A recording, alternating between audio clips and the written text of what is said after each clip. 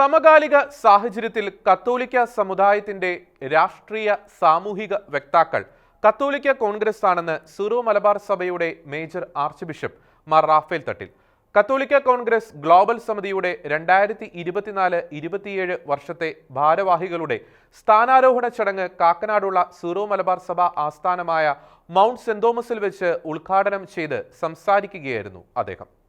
സ്ഥാനമൊഴിഞ്ഞ global president advocate Biju പറയനിലത്തിന്റെ നേതൃത്വത്തിൽ ആഗോളതലത്തിൽ സംഘടന നടത്തിയ മുന്നേറ്റത്തിന് ഊർജം കൂട്ടുവാൻ രാജീവ് കൊച്ചുപറമ്പിലിന്റെ നേതൃത്വത്തിലുള്ള പുതിയ സമിതിക്ക് കഴിയണമെന്ന് major archbishop Mar Raphael Thattil ആഹ്വാനം ചെയ്തു. സംഘടന കരുതലും സ്നേഹവും പകർന്നു നൽകിയപ്പോൾ ലോകമെങ്ങുമുള്ള സമുദായ നേതാക്കൾ കത്തോലിക്ക കോൺഗ്രസിന്റെ കൂടെ അണിനിരന്നുവെന്ന് അധ്യക്ഷ പ്രസംഗം നടത്തിയ അഡ്വക്കേറ്റ് ബിജു പറയനിലം പറഞ്ഞു. വിദേശ കുടിയേറ്റം വർദ്ധിച്ചുവരുന്ന സാഹചര്യത്തിൽ പ്രവാസി സമൂഹത്തിന്റെ ഇടയിൽ പ്രത്യേകിച്ച് ഗൾഫ് മേഖലയിൽ കത്തോലിക്ക കോൺഗ്രസിന്റെ പ്രവർത്തനം സംഘടിത രീതിയിൽ ക്രമീകരിക്കണമെന്ന് കത്തോലിക്ക കോൺഗ്രസ് ബിഷപ്പ് ലെഗേറ്റ് മാർ റെമീജിയോസ് ഇഞ്ചനാനിയേൽ മുഖ്യ സന്ദേശം നൽകവേ പറഞ്ഞു. കത്തോലിക്ക കോൺഗ്രസിനെ വളർത്താനായി മുൻ major archbishop Mar George Alencherry എടുത്ത പരിശ്രമങ്ങളെ ആർച്ച് ബിഷപ്പ് മാർ റാഫേൽ തട്ടിൽ നന്ദിയോടെ അനുസ്മരിച്ചു.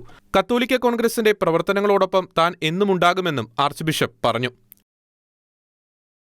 മേജർ ആർച്ച് ബിഷപ്പായിട്ട് ആലഞ്ചേരി പിതാവ് തിരഞ്ഞെടുക്കപ്പെട്ടതിന് ശേഷം കത്തോലിക്ക കോൺഗ്രസ്സിനെ അദ്ദേഹം കൊടുത്തിട്ടുള്ള ഒരു കരവും കരുത്തും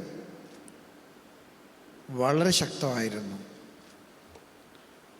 അദ്ദേഹം പ്രത്യേകിച്ച് സിനഡിലൊക്കെ ഇടപെട്ട് സംസാരിക്കുമ്പോൾ പിതാക്കന്മാരോട് നമ്മുടെ അൽമായരെ ശാക്തീകരിക്കപ്പെടാതെ നമ്മുടെ സമുദായത്തിന് പുരോഗതി ഉണ്ടാകില്ലെന്ന് പറയുന്നത് ഞാനിപ്പോൾ ഓർക്കുകയാണ്. ഒരുപക്ഷെ പിതാവ് സന്നിഹിതനാണ് അല്ലെങ്കിൽ പോലും പിതാവിൻ്റെ പിൻഗാമി എന്ന നിലയിലാണ് പിതാവ് കത്തോലിക്ക കോൺഗ്രസിനെ വളർത്താനായിട്ട് നടത്തിയിട്ടുള്ള സർവ്വപരിശ്രമങ്ങളും ഒരുപാട് കടപ്പാടോടും കൃതജ്ഞതയോടും കൂടെ ഞാൻ ഓർമ്മിക്കുന്നു. പിതാവിനെ നമുക്ക് മറക്കാൻ കഴിയില്ല.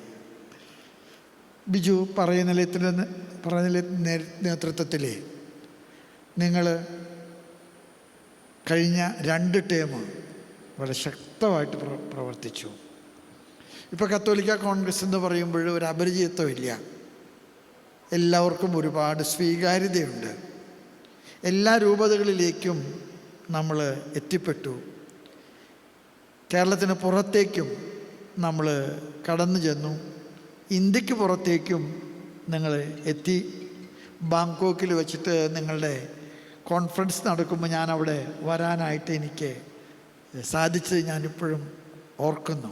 സീറോ മലബാർ സഭ curia bishop Mar Sebastian Vanipurackal, father Benny Mundanattu, Syro Malabar സഭ Mathruvedi general secretary Ancy Mathew, SMYM global president advocate Sam Sunny എന്നിവർ യോഗത്തിൽ ആശംസകൾ അർപ്പിച്ചു.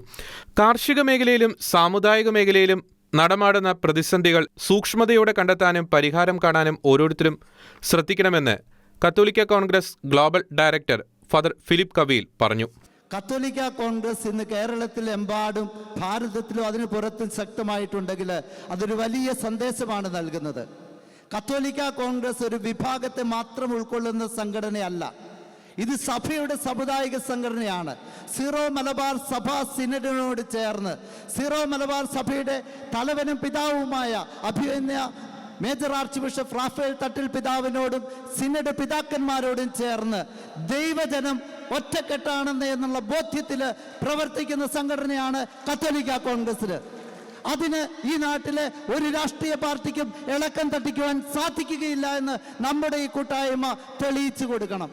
പ്രിയപ്പെട്ടവരെ, അഭിമന്യ റാഫേൽ തട്ടിൽ പിതാവ് പറഞ്ഞ പിതാവിൻ്റെ ചൈതന്യം ഉൾക്കൊണ്ടുകൊണ്ട് അഭിമന്യ റെമീജിയോസ് പിതാവ് നമ്മളോട് ആവശ്യപ്പെട്ടതനുസരിച്ച് സഭാ സിനഡിനോട് ചേർന്ന് വേണം നമ്മൾ പ്രവർത്തിക്കുവാൻ. ഗ്ലോബൽ പ്രസിഡന്റായി രാജീവ് കൊച്ചുപറമ്പിൽ, ജനറൽ സെക്രട്ടറിയായി പ്രൊഫസർ ജോസുകുട്ടി ജെ ഒഴികയിൽ, ട്രഷററായി അഡ്വക്കേറ്റ് ടോണി പുഞ്ചക്കുന്നേൽ എന്നിവരും 55 അംഗ ഭാരവാഹി സമിതിയും 150 അംഗ ഗ്ലോബൽ പ്രവർത്തക സമിതിയും സത്യപ്രതിജ്ഞ ചെയ്ത് അധികാരം ഏറ്റെടുത്തു. Shri V Augustine, Jacob Mundackal, doctor Joby Kakkassery, professor KM Francis, Rajesh John, Benny Antony, Treesa Liz Sebastian, Davis Edakkalathur, Benny Mathew എന്നിവർ യോഗത്തിൽ സംസാരിച്ചു. ഷെക്കന ന്യൂസ്, കൊച്ചി.